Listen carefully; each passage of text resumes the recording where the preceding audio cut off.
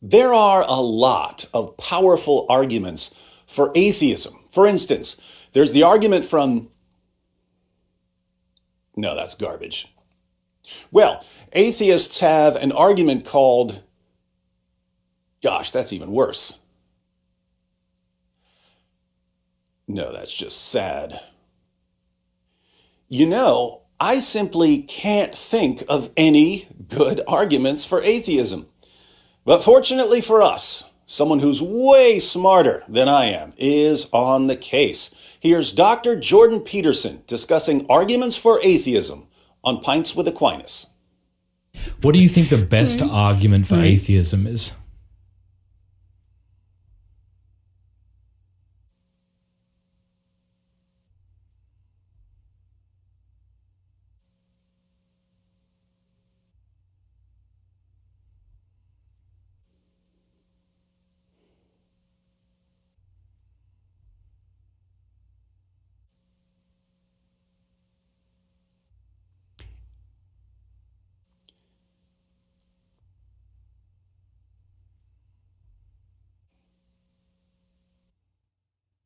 I don't think there is a good argument for atheism. See, now that's what I thought. Maybe I'm more smarter than I always thunk I was. There is no good argument for atheism. I don't think there is a good argument for atheism. I think it's based on a fundamental misunderstanding about the nature of the world. So it's just, it's what would you say? It's an illegal chess move. It's an illegal chess move. What, you thought you could just take the king out of the game because you're an atheist and you don't know how to mate? But there's a problem with Dr. Peterson's response. The question wasn't, are there any good arguments for atheism? Of course there aren't. The question was, what's the best argument for atheism?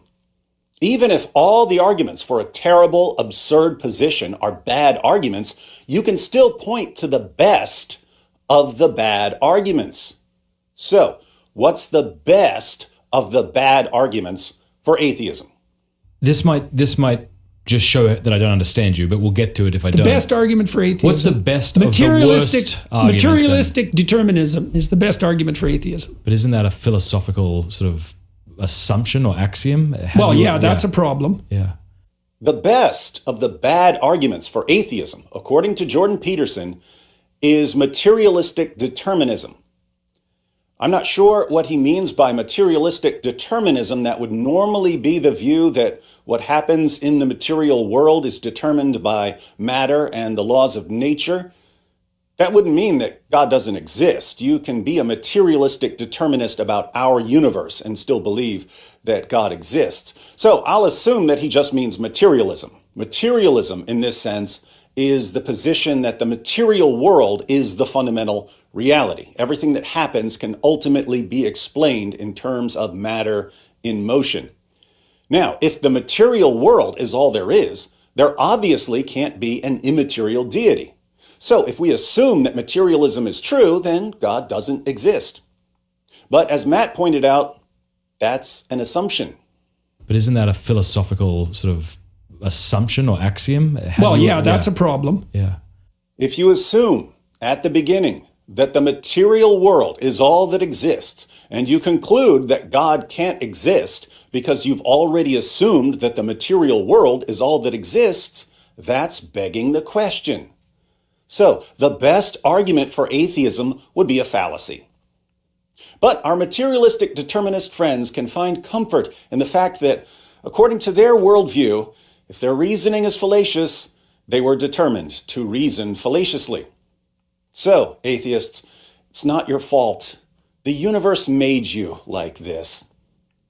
But suppose what we really mean when we ask, what's the best argument for atheism, is what's the most effective argument for atheism? What's the most effective argument for atheism? Here, the answer isn't really an argument. It's not a fallacy. It's a manipulation tactic. Join our group and you're smart. Don't join our group and you're dumb. Atheists smart. Religious people dumb. Us smart. Them dumb. Them no smart. We smart. Them dumb. If you can convince people that they magically become the champions of some prized virtue just by joining your group and running around screaming, "Sky Daddy, Sky Daddy, Sky Daddy, Sky Daddy, Sky Daddy, Sky Daddy, Sky Daddy, Sky Daddy, Sky Daddy, Sky Daddy," you're going to win a lot of converts. That's why atheism took off in the early 2000s. A bunch of gullible young people boarded the good ship Cheap Ego Boost on a one-way trip to Fantasyland. But let's invite them to planet reality for a moment. Falling for low-level manipulation tactics and the fallacies you'd hear about on day one of a logic class doesn't mean you're smart. Patting yourself on the back and bragging about being champions of reason and science doesn't make you champions of reason and science. Living in an online echo chamber of "we smart, they dumb" gives you absolutely no reason to think that you're smarter than anyone else. Stop boasting for a while. Close your eyes and think deeply, and you'll realize.